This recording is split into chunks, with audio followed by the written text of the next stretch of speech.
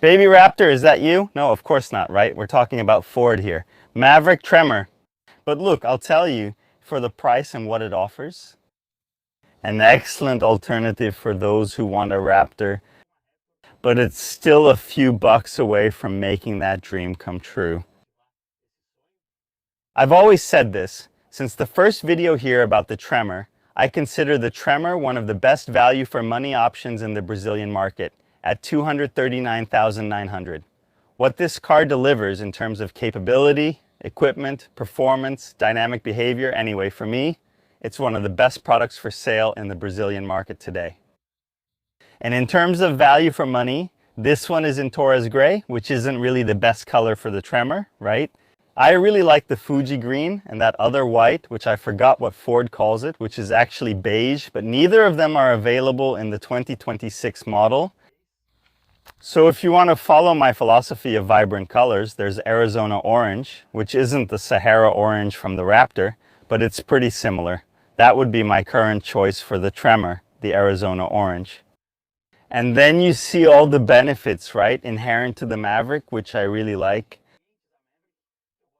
Many of them have beds with reasonably similar dimensions, right, Nono? Nono's bike came here today as well. Hold on, I'll gather the family and continue soon. What does the Tremor package offer over the Maverick Black, which is $20,000 cheaper? The tires there, mud tires, the raised suspension, and that's the big advantage, plus some aesthetic gimmicks, right? The little orange details here. Inside, both are very well equipped, right? But this Tremor, for me, right, things that came with this Maverick refresh, the sunroof, the larger infotainment screen, the Pro trailer, right? That's in all versions. But in the Tremor, you have these seats. Actually, I've already said this. The Maverick and Bronco, for me, have the best regular seats on the market. It's a seat that's soft and firm at the same time. I can't explain it. I just know that my back, after 2 or 3 hours behind the wheel, feels the difference. And then these little orange details here, right, that give a bit more life to the interior, which, yes, isn't trimmed in premium materials, right? As Ford's entry-level vehicle in the US, there's a lot of hard plastic inside. It's not the same level of materials as the interior of the Ram Rampage. That's the big advantage of its main competitor, right? But look, that's pretty much where the advantages of the Ram Rampage end. The Ram Rampage offers diesel, which the Maverick lacks, while the Maverick has a hybrid, which the Rampage doesn't. The Ram Rampage's dynamic behavior is great, but the Maverick's is better. The Maverick's bed is much bigger. This setup isn't possible with the Ram Rampage. I'd need a cover for the Santa Cruz Cruzona to stick out. There was still space for Nono's bike there, and most importantly, it's a cyclist's mess in here. Gear, good helmet, but the back seat. Yesterday, I barely sat next to Nono because he was having one of those crying fits that a 2-year-old sometimes has in Turbo 2 mode. Yeah, you really can be quite comfortable in the back seat of the Maverick, right? And by the way, speaking of where we are, welcome to Jambero. Very close to Mobile Bike Land, right? There's a big bike park here, often called the best in Brazil, that I haven't visited. This one is more of a bike video. Yeah, it's always controversial. Some people ask for more, some ask for less. Let's do half and half, right? A bit of cars, a bit of bikes. Here, the 2-liter engine, 253 horsepower, 38 kg of torque, which really shines. In motion too, largely thanks to the 8-speed transmission here. It shifts gears quickly, downshifting smoothly. Are you getting your bike back? Look. Take everyone with you, so Daddy can keep talking to his followers here. So, for this kind of trip, I'd say the Maverick is pretty hard to beat, right? We're going to take a mountain road. On the way to the park, you'll see a bit of its handling. Yeah, since we have to say something bad, on Brazilian car internet, you have to criticize something. And since I called it Baby Raptor, right? The other point, which, by the way, for the same reason as the Raptor, right? You put in a turbo engine transmission, actually, all-wheel drive, right? The AWD that we have here. Mud tires, and we actually have a differential back there, right? And you can lock the rear differential. Another new feature, right, that before was only on the Bronco, now the Maverick also has the option for you to lock the rear differential. Well, then there's the fuel consumption. Driving in the mountains on a dirt road, we get about 7 and something, slightly better than the Raptor's 5 and something, but that's normal. You can't have everything. This issue of range isn't really a problem, right? Because first, there are plenty of gas stations, right? A lot of people talk about the Raptor's range. Well, as long as there are gas stations, except in some remote areas, it's not a problem, right? Yeah, but yes, the tank, right? I think the tank here holds 60 liters, so you can go almost 600 kilometers on a tank as well without any big issues. Let's do the following. Let's get it moving. Let's hear a bit from Robertina and Nono as well about the Maverick Tremor. And then we'll head down to mobile bike land, right? Put our Santa Cruz Heckler CC, which has been kind of neglected, right? I've been riding the little gravel bike more, the Trek Checkpoint, but this big truck here also needs to work. Let's go. Good morning, my boy. Are you excited to visit mobile bike land? I'm excited. Are you excited? That's wonderful. What do you think of Tremor's off-road performance? No, I didn't wait long enough to evaluate it more calmly, but it's already better than my experience yesterday. Yeah, you did it with another car. 20-inch wheels, low-profile tires on the Volvo. They don't go well with dirt roads at all. The real problem was the route. Yeah, but let me tell you something. Sends you the wrong way. Anyway. The problems with Google Maps and Airbnb. Let me tell you something. Look, we're in normal mode. You don't need off-road mode for this dirt trail. But last night it was much more suffocating. A Maverick Tremor, baby. I have to make a confession. It makes much more sense in our life than a Ranger Raptor. At this point in the game. No. It's just a whim. I love her, you know? But like on those really narrow dirt roads, little farm roads, having to maneuver and all, yeah, the smaller size really helps. The truck bed, as you've seen, fits the bike just fine, dog. Daddy's and Grandpa's bike. That's something I've learned about you in these 8 years together. These 8 years of measurable happiness to think immeasurable, inconceivable. Almost everything is just a whim, right? And then you keep coming up with rational arguments to buy yourself another car or to trade your car again. They just released this in Arizona Orange and it looks gorgeous. See this color? And so logically, in our lives, we always need to fill the gap. No, but let me tell you, it's the midsize pickup, or the Maverick makes an excellent stand-in for a midsize pickup. It's the car for Brazil. It's the Swiss Army knife. That's right, because what do you carry in a car? Man, if you have a small child and want to go to the park, it's a big plastic toy and a little bike.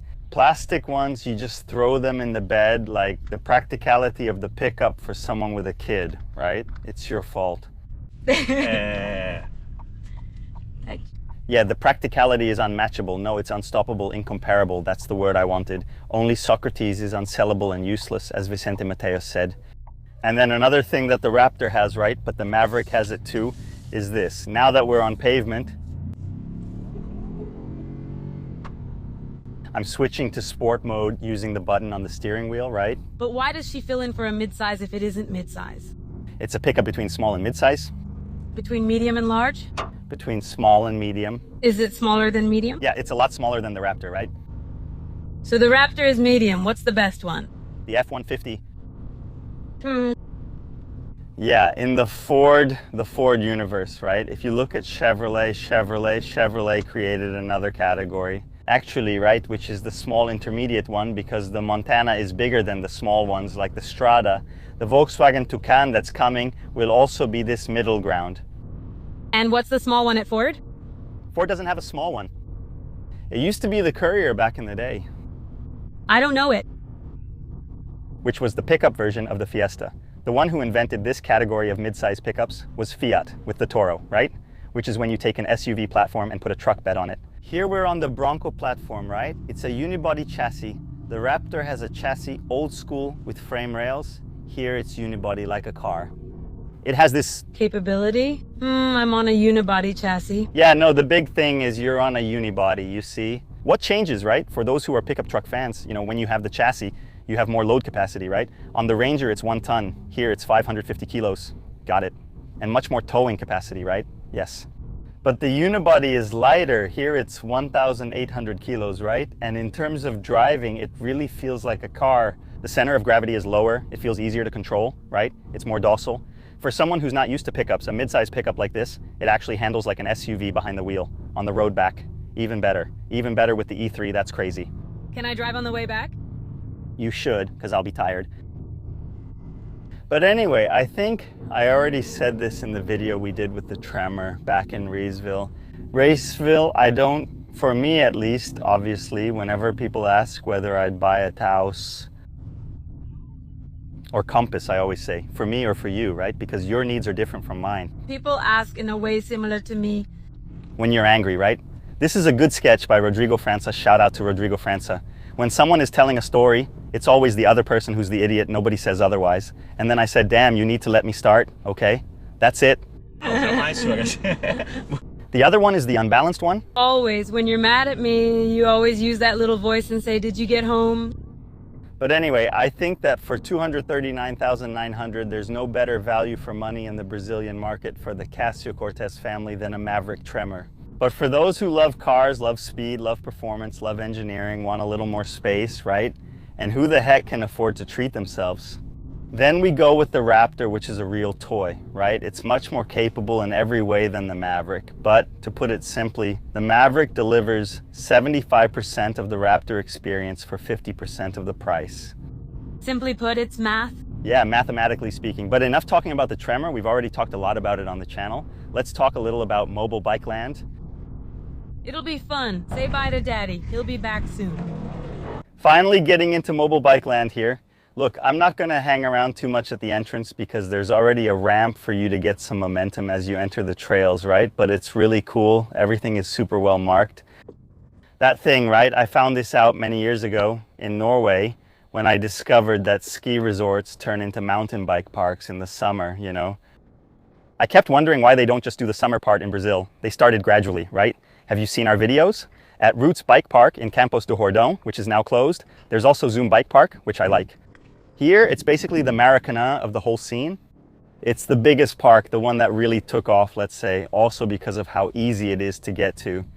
And then all the trails are marked just like at a ski resort, right? The blue ones are the easiest, the black diamond is the hardest, and the green ones are the intermediate ones. Let's go. Starting here. The cool thing about the trail access is that there's a motocross event going on, a regularity race. Oswaldo Cruz, XCO, Goat Bike, there's a lot going on. Today, the country where I bought my glorious Trek checkpoint, people are supporting it. Just look at the size. Really, in terms of size and the amount of trails, you can't compare it to the ones in Campos de Jordão. All the infrastructure, like bridges and more. I'm on the Catraquinha trail now. Yeah, you start with the green one, then move on to the blue one, and maybe later, if you're feeling excited, you can try one of the black trails. But people even said that the Black Diamond trails here don't really have obstacles or anything too technical or too hard. It's really just a matter of steepness. So if your brakes and arms are in good shape, you can handle it. But it's really cool when you see a place where you can tell the maintenance is really well done. You know, you feel safe, that's the word, right? Because you see that the trails are really well maintained and also very well used, which also helps keep everything well marked and neat. For those who were asking, right, but what about the Trek Checkpoint gravel bike? Obviously, it's not for a mountain bike park. But if I leave São Paulo on the weekend and I'm going to hit the dirt road and all that, I ride my Santa Cruz Heckler here, which is, it's the Ranger Raptor of bikes, like I joked about there. I bought the gravel bike much more for urban use, right? The gravel bike is the SUV of bikes. It's made to handle things. It's not that it's not made for it, right? If you have like a big Jeep to go off-road, you use it, right? Then you use the SUV to handle or deal with our urban potholes, right? The gravel bike is just that, right? It's so you can have the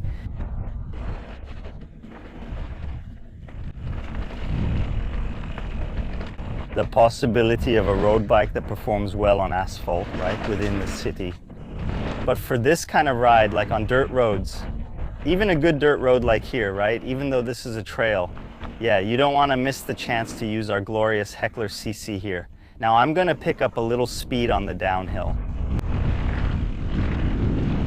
and on the uphill because it's a different style of trail, right? More open than the ones in Campos, but I'll tell you, this roller coaster style is a great complete workout, isn't it? You're working your legs here the whole time, and your arms too, because your body is the suspension on the mountain bike. The bike's suspension only does a small part of the work. The one who does most of the work as suspension is you.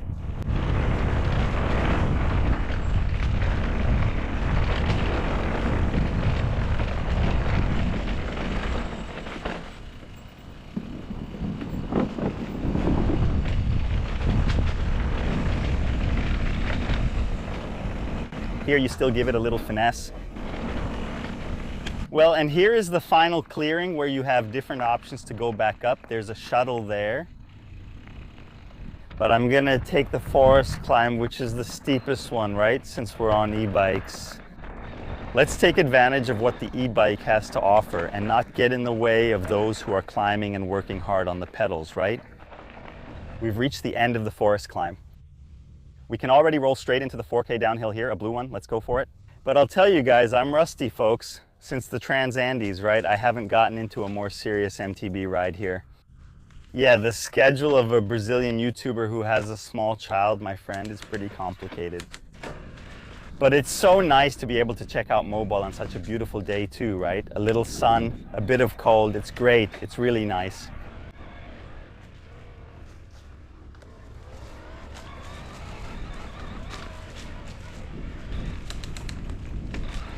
A downhill that starts uphill. So let's take on this Oswaldo cruise here. Look, the blue one, named after the public health expert.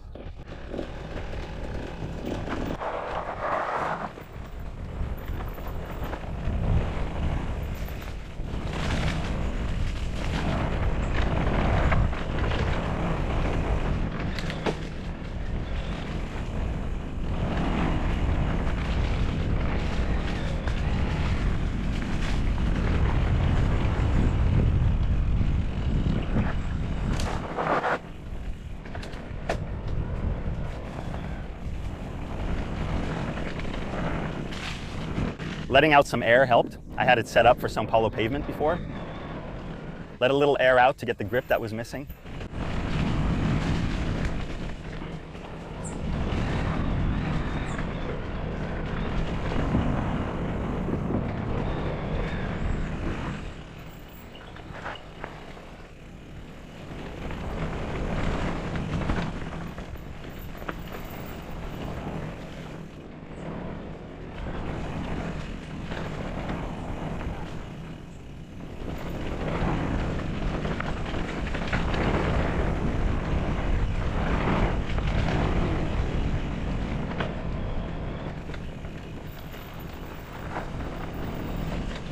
That's over.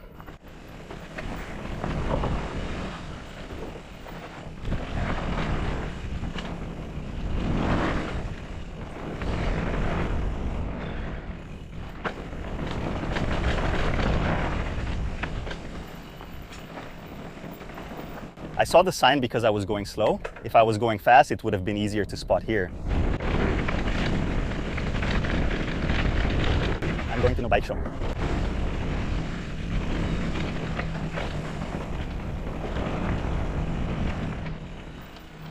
Baixo.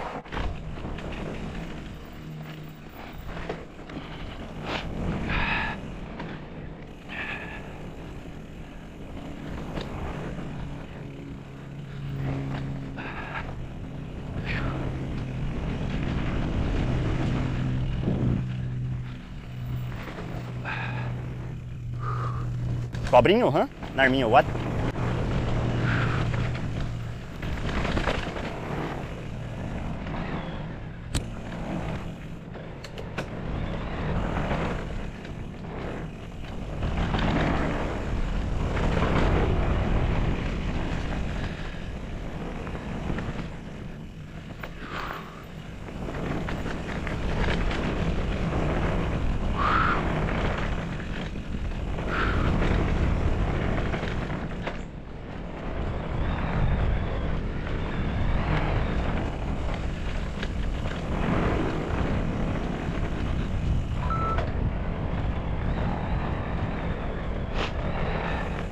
Crazy Cobrinho. He must have broken all the records now, huh?